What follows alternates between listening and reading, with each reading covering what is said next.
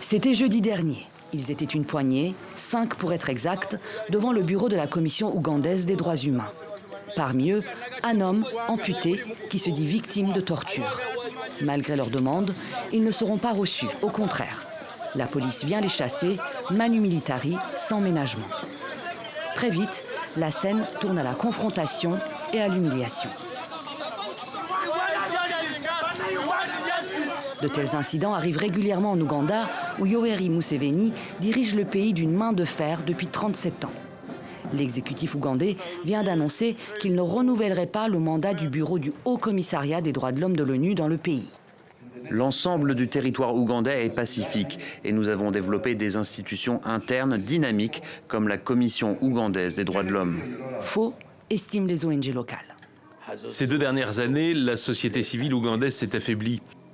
L'espace civique s'est rétréci et la marge de manœuvre des commissions ougandaises des droits de l'homme a diminué de plus en plus.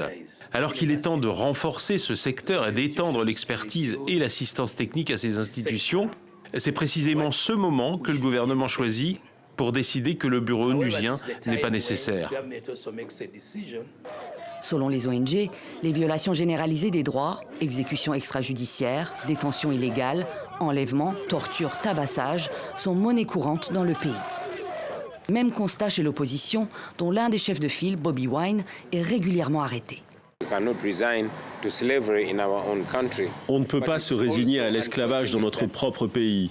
Mais il est aussi regrettable que de telles violations n'aient pas reçu suffisamment de condamnations internationales.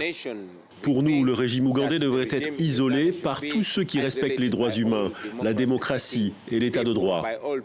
Les dirigeants internationaux ne devraient pas être vus aux côtés de ceux qui violent les droits de l'homme.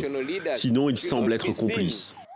Lors de la dernière élection présidentielle en 2021, des journalistes ont été attaqués, des avocats emprisonnés et plusieurs dirigeants de l'opposition muselés. En novembre 2022, un expert membre du Comité des Nations Unies contre la torture avait affirmé que la torture et les mauvais traitements restaient largement et fréquemment pratiqués en Ouganda.